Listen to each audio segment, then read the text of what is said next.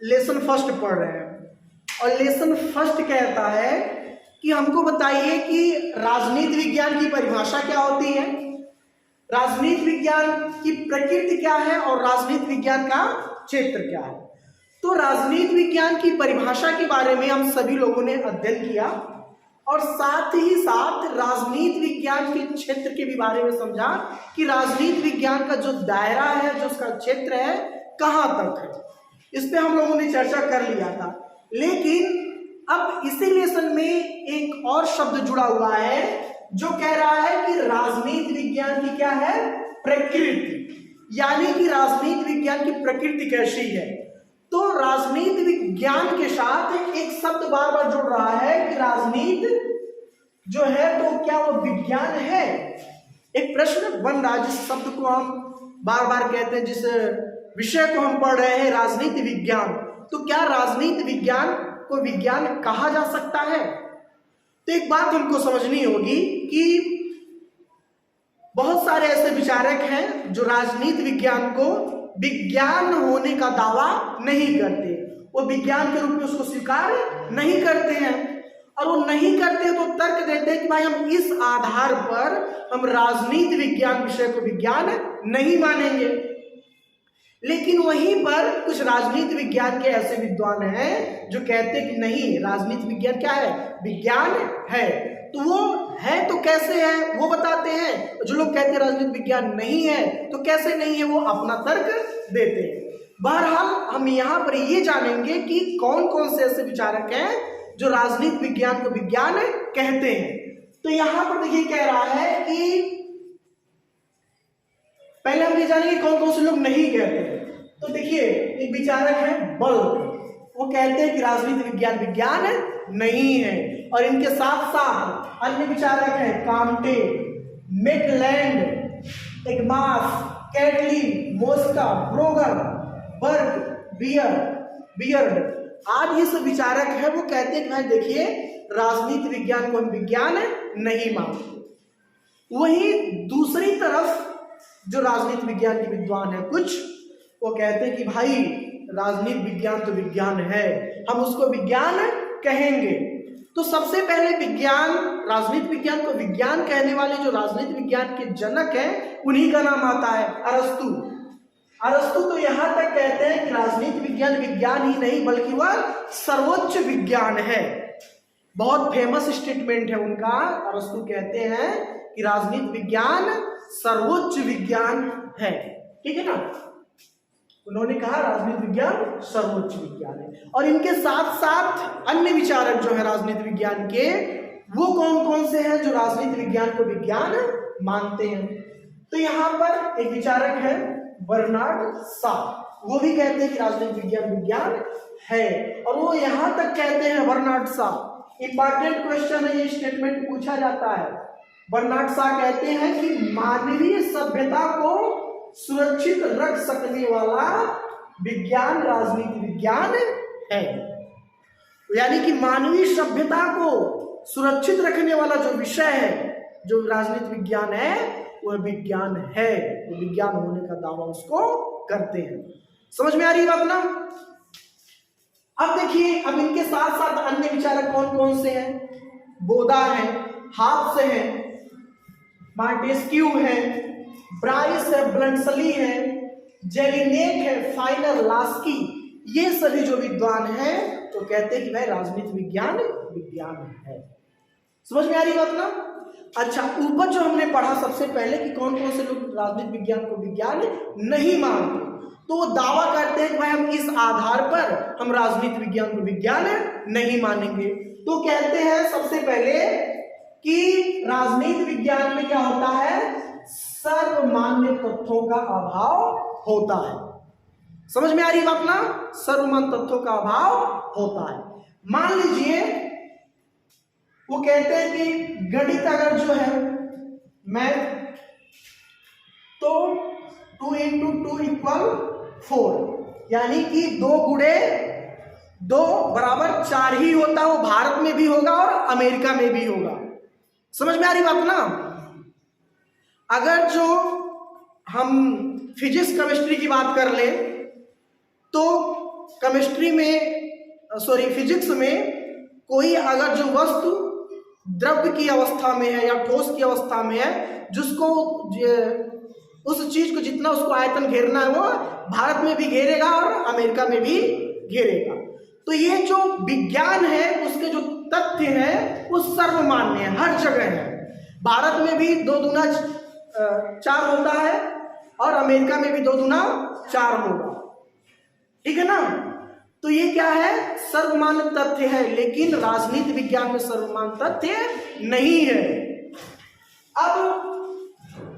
अब क्या है, कुछ विचारक हैं जैसे कि बेंजामिन फ्रैंकलिन, एबेसिच लास्की, ये कहते हैं कि राजनीतिक विचारक हैं ये लोग, और बहुत सारे देशों में जो संसद के 2 सदन होते हैं, जैसे लोकसभा और राज्यसभा, हमारे भी देश में है, ठीक है ना, ब्रिटेन में भी है, अमेरिका में भी है, इन सभी देशों में है। ये लोग कहते हैं कि कुछ लोग एक सदनात्मक जो व्यवस्था होती है वह बेहतर होती है, यानी कि संसद का एक ही सदन होना चाहिए, ये लोग विचारक कहते हैं। लेकिन वही कुछ विचारक है लैकी ब्लडसली सिजविक, तो यह व्यवस्थापिका को जो कहते हैं कि भाई व्यवस्थापिका जो होगी वह 2 सदनात्मक होगी, यानी कि ये लोग नीचे वाले एक सदनात्मक व्यवस्था के पक्ष में नहीं है और ऊपर वाले एक सदनात्मक व्यवस्थापिका के पक्ष में है। यानी कि यहाँ पर क्या है, विद्वानों में मतभेद है कि नहीं है। तो सर्वमान्य तथ्यों का क्या होता है, अभाव होता है। इसलिए राजनीति विज्ञान को हम विज्ञान की श्रेणी में नहीं रख सकते हैं। क्लियर हो गया। अच्छा, अब नेक्स्ट क्या कह रहा है कि विज्ञान में क्या होता है, हमेशा कार्य और कारण में निश्चित संबंध पाया जाता है, लेकिन राजनीति विज्ञान जैसे विषय में इस चीज का क्या होता है, अभाव है, इसमें निश्चित संबंध नहीं पाया जाता है। समझ में आ रही बात ना। तो ये तर्क देते हैं कि कार्य और कारण में अगर जो विज्ञान में कोई चीज बदलाव होता है, कोई परिवर्तन होता है, तो उसमें कार्य और कारण में निश्चित संबंध पाया जाएगा, लेकिन राजनीति विज्ञान विषय में ऐसा कुछ नहीं होता है, कार्य और कारण में निश्चित संबंध नहीं पाया जाता। समझ में आ रही है बात ना। नेक्स्ट कह रहा है कि पर्यवेक्षण और परीक्षण का अभाव, यानी कि अगर जो हम विज्ञान में क्या करते हैं, हम अगर जो किसी चीज पर रिसर्च करते हैं, किसी चीज का परीक्षण करते हैं, तो उसके लिए हम क्या करते हैं, एक निश्चित दायरे में बैठ करके हम उसका परीक्षण करते हैं।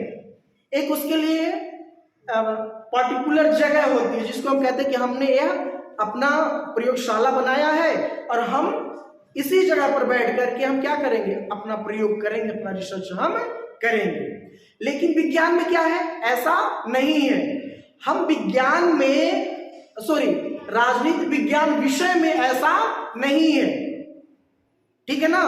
विज्ञान में हम क्या करते हैं, एक जगह पर बैठ करके उसका अध्ययन करते हैं, लेकिन राजनीति विज्ञान विषय में ऐसा नहीं है। तो समझ में आ रही है बात ना। तो विज्ञान में हम रिसर्च करने के लिए एक निश्चित जगह का प्रयोग करते हैं, हम यंत्रों की सहायता से उसका प्रयोग करते हैं, लेकिन अगर जो हम इसका विषय की बात करें तो हम ऐसी चीजों का प्रयोग नहीं करते।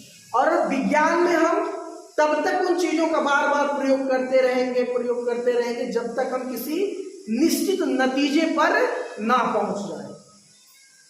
समझ में आ रहा है बात ना।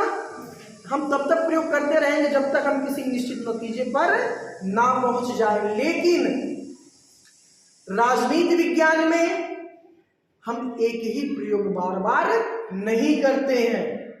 उदाहरण के तौर पर हम राजनीतिक दलों के कुछ नेताओं के अगर जो हम भाषण को सुन लें, मान लीजिए मोदी जी 2014 में 2019 में जब लोकसभा चुनाव हुए तो वो कहते थे कि हाँ हम मंदिर बनवाएंगे, हम राम मंदिर बनवाएंगे, ठीक है ना।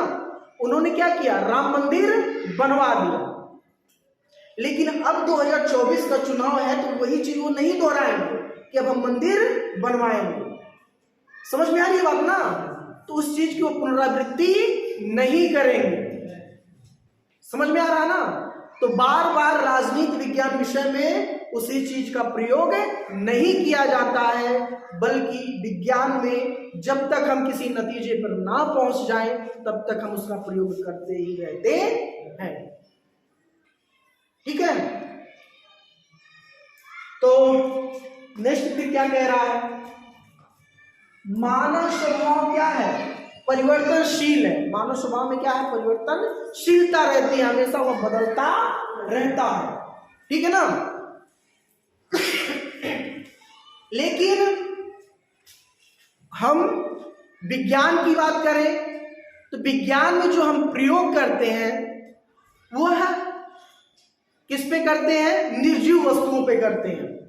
समझ में आ रही बात ना। हम उस पे जो प्रयोग करते हैं वो निर्जीव वस्तुओं पर करते हैं। लेकिन राजनीति विज्ञान में हमें जो अध्ययन करना हो तो क्या होगा, हम उसका जो प्रयोग करते हैं मानव स्वभाव का हम प्रयोग करते हैं। और मानव स्वभाव क्या होता है, हमेशा बदलता रहता है। समझ में आ रही बात ना। मानव स्वभाव क्या है, हमेशा बदलता रहता है। लेकिन हम विज्ञान में जिसका प्रयोग करते हैं वो निर्जीव चीजों पर ही प्रयोग करते हैं, उसमें बदलाव नहीं होता है। मानव स्वभाव की बात क्या है, आज हम किसी और पार्टी की तरफ हैं, हमको नहीं अच्छा लगा तो हम दूसरे की तरफ चले जाएंगे। समझ में आ रही बात ना। हमें उनका साथ नहीं अच्छा लगा तो हम उनको भी छोड़ करके तीसरे के साथ चले जाएंगे। तो मानव स्वभाव में क्या होती है, परिवर्तनशीलता होती है। लेकिन विज्ञान में ऐसा नहीं होता है। समझ में आ रही बात ना। अच्छा, नेक्स्ट कह रहा है अचूक माप की कमी। अचूक माप की कमी। विज्ञान में हम क्या करते हैं कि किसी चीज का यदि हमें मापन करना है, उसको मापना है, तो हम क्या करेंगे, बहुत बखूबी तरीके से हम क्या करेंगे, हम कितने फ्रीक्वेंसी में बोल रहे हैं, हमारी आवाज कितनी तेज है। अगर जो हम डेसिबल से ही मापा जाता है ना ध्वनि को, तो उससे माप सकते हैं कि हमारी आवाज कितनी तेज निकल रही है। तो हमारी आवाज का मापन किया जा सकता है। लेकिन हम चूंकि राजनीति विज्ञान में मानव के राजनीति के गतिविधियों का अध्ययन करते हैं, राजनीतिक क्रियाकलापों का अध्ययन करते हैं, तो हम उसको माप नहीं सकते कि कोई भी जो व्यक्ति है, जो कोई मानव है, उसके अंदर कितना प्रेम है किसी के प्रति, किसी के प्रति उसके मन में कितना क्रोध है, तो उसको हम माप नहीं सकते। लेकिन विज्ञान में हम क्या करते हैं, चीजों को हम माप सकते हैं। इस समय लगभग 11 बजने वाले हैं, मौसम का तापमान कितना होगा, तो हम विज्ञान में उसको माप सकते हैं कि मौसम इतना गर्म होगा, इतना ठंड होगा। लेकिन मानव के क्रोध को, प्रेम को मापा नहीं जा सकता। और हम राजनीति विज्ञान में प्रयोग किसका कर रहे हैं कि मानव की क्रियाकलापों का तो ही करते हैं, ठीक है ना। तो आ रही समझ में बात ना। अब यहां कह रहा है भविष्यवाणी की क्षमता का अभाव। भविष्यवाणी की क्षमता का क्या है, अभाव। आप लोग देखते हैं कि हम विज्ञान इतना आगे बढ़ गया है, हम विज्ञान की मदद से हम ये जान सकते हैं कि बारिश कब होने वाली है। और अक्सर होता भी है, जो हम लोग वैज्ञानिक हमारे घोषणा कर देते हैं कि फला दिन बारिश होगी तो होगी, चाहे वो 2-4 बूंदाबांदी ही हो तो होना ही होना है। वो जो भविष्यवाणी कर देते हैं वैज्ञानिक, वो होता ही होता है। लेकिन राजनीति विज्ञान में क्या है, हम जिस नेता के समर्थक होते हैं हम उसी को जिताते हैं। तो क्या उसकी भविष्यवाणी सबकी सही होती है, नहीं होती है। अभी हाल ही में मध्य प्रदेश में चुनाव हुए, राजस्थान में चुनाव हुए, भारत के कई राज्यों में चुनाव हुए। तो मध्य प्रदेश में जो मीडिया था वो तो दिखा रहा था, अपनी भविष्यवाणी कर रहा था वो कि यहाँ पर कांग्रेस की सरकार बननी है, कांग्रेस की सरकार बननी है। जब परिणाम निकल करके आए तो क्या पता चला, वहां पर बीजेपी की सरकार बन गई। तो भविष्यवाणी को हम सही नहीं कह सकते हैं, राजनीति विज्ञान में भविष्यवाणी सही नहीं होती है। लेकिन विज्ञान में क्या होता है, भविष्यवाणी जो आंकड़े दिए जाते हैं वो सटीक आंकड़े दिए जाते हैं। समझ में आया? दूसरे उदाहरण के तौर पर विज्ञान में क्या होता है, वैज्ञानिक बताते हैं कि फला दिन अगर जो सूर्य ग्रहण लगेगा तो लगेगा, चंद्र ग्रहण लगेगा तो लगेगा। होता है ना कभी कभी ऐसा, आप लोग देखते हैं ना, तो वो लगना ही लगना है उसी दिन। लेकिन राजनीति में ऐसा कुछ होने वाला नहीं है।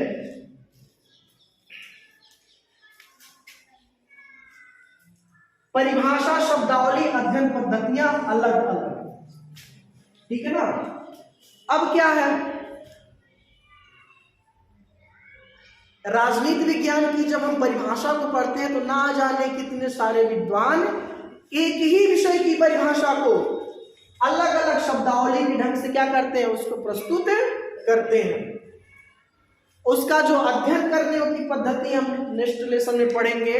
तो राजनीति विज्ञान के अध्ययन करने की भी पद्धति बहुत सारी है, अगमनात्मक, निगमनात्मक,